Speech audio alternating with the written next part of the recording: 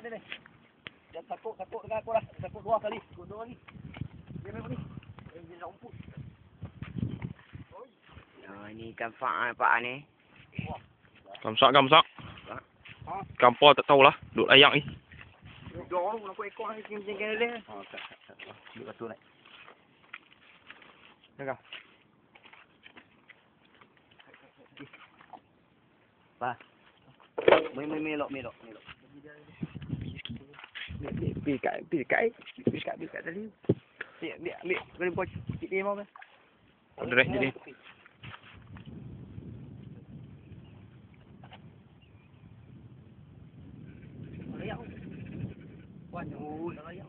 Mana duduk. Ambil kat belakang tu. Jangan keras. Ambil layak. Tak nak ikan pun tak nampak ni. Tak ambil layak ikut dia loncat. Dekat. Sampai tu. Belah sangat ni. Masuk ni. Dah rekam. Sama aku rekam dulu. Umur dekat. So. Apa boleh? Boleh naik. Ikan apa au? Boleh tarik. Tarik.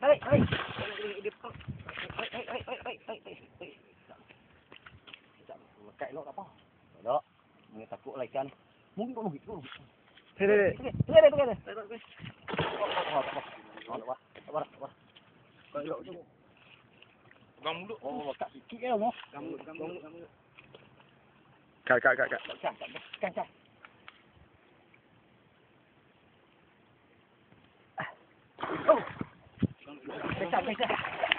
Meh. Kisah. Tunggu. Dekat cap apa dah? Tengok. Lihat. Oh. Set.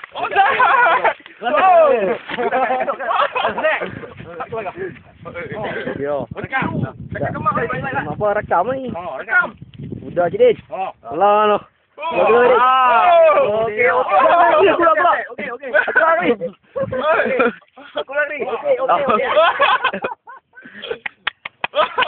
Tembak ni. Nah. Okey. Oh. 6 kilo dah. Jangan tunjuk kat baru je. Ada tong dah. Rekam ni tak. On tinggi. Tong dah. Nampak on tinggi. Oh, tu mak lah. Tapi tak celih kepok bang. Cepat mati tak? Dok. On tinggi lok tangkap kemak.